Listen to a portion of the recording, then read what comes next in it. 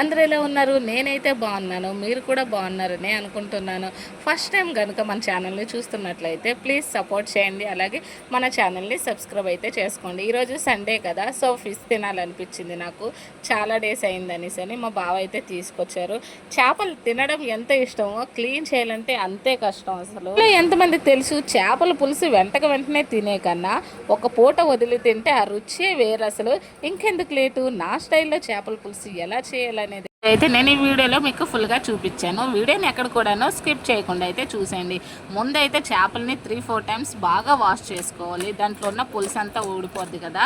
మళ్ళీ తర్వాత పసుపు ఉప్పు వేసి నీట్గా కడుక్కోవాలి. అప్పుడు మనకి నీచు వాసన అనేది అంతగా రాదు. చేప దీపు, చేప ఇందా ఇందా, దీపు చేప చూపి, చేప ఇందా ఇందా. పాపం నా చిడితల్లి ఫ్రై చేసేసానేమోనని చేపలకు వచ్చింది. తీరా చూస్తే పచ్చ చేపలు చూసి అయితే అది వెళ్ళిపోయింది. లేట్ ఎందుకు, ప్రాసెస్లోకి అయితే వెళ్ళిపోదాం. ఆ చేపలను అయితే మంచిగా వాష్ చేసుకున్నాం కదా. తర్వాత కొంచెం ఉప్పు, కారం, పసుపు, గరం మసాలా, కొంచెం పెరుగు అండ్ అల్లం వెల్లుల్లి పేస్ట్, ఇవి మొత్తం బాగా మసాలా కలిపేసి 5 మినిట్స్ అయితే పక్కన పెట్టుకోండి.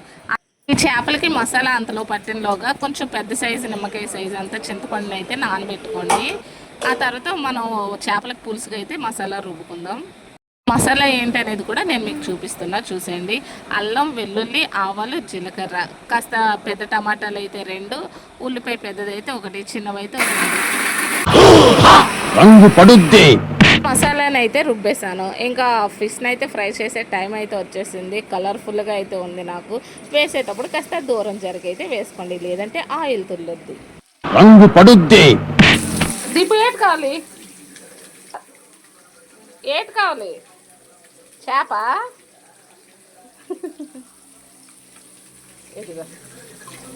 తినేది. ఇప్పటి వరకు చేపల్ని చూపిస్తే తెగ పరిగెత్తింది. ఇప్పుడు ఫ్రై చేయగానే వాసనకి ఎలా వచ్చిందో చూడండి. ఇంకా తను వచ్చిందంటే ఇవ్వకుండా ఉంటానా చెప్పండి. అందుకే తనకు ఒకటి ఇచ్చాను. నేను కూడా ఒక పట్టు పట్టేశాను. చాలా క్రిస్పీగా అయితే వచ్చింది చేపల ఫ్రై. ఇప్పుడు అసలు సిస్సులైన పులుసు టైం అయితే వచ్చేసింది. ఇక్కడ మాత్రం అస్సలు మిస్ కావద్దు. వీడియోనైతే అలా చూడండి. వేరే కడాయి ఏమైతే పెట్టలేదు. ఆ ఫిష్ ఫ్రై చేసిన కడాయిలోనే కాస్త ఇంకొంచెం ఆయిల్ అయితే వేసుకొని ఆనియన్, పచ్చిమిర్చి, జీరా, కరివేపాకు వేసి అయితే బాగా ఫ్రై చేశాను. కాస్త రెడ్ అండ్ బ్రౌన్ కలర్ వచ్చేంత వరకు. వంటలో ఆరితీరి ఉన్నా అట్లుంటుంది మనతోని. మిక్సీ పట్టిన ఉంటుంది కదా పేస్ట్, అదైతే వేసి కాస్త ఉప్పు, కారం, గరం మసాలా అయితే వేసి ఇంకొంచెం బాగా కలుపుకోండి. కొత్తిమీర కూడా యాడ్ చేసుకోండి. మనం చింతపండుని అయితే ఉంచాం కదా, అది కూడా పెప్పు అయితే తీసేసి వాటర్ని అయితే యాడ్ చేయండి. గుడ్, ఎల్కేజీలో పడండి. చింతపండు పులుసు వేసాక ఇంకొంచెం వాటర్ని అయితే యాడ్ చేసుకోండి. అది బాగా మరిగేటప్పుడు మనం ఫిష్ ఫ్రై అయితే ఉంటుంది కదా, అది కూడా వేసి ఒక 2 మినిట్స్ అంతే, ఎక్కువ కూడా చేయకూడదు. ఒక 2 మినిట్స్ అయితే ఉంచేసి కొత్తిమీర లాస్ట్లో చల్లుకొని దించుకొని గరం మసాలా వేసుకొని తింటే ఉంటుంది. అబ్బబ్బబ్బబ్బబ్బబ్బ. ఏనాడన్నా పెట్టావునా? అరే కుర్రాడు గాలి తిరుగుతున్నాడే, తిన్నాడా లేదా?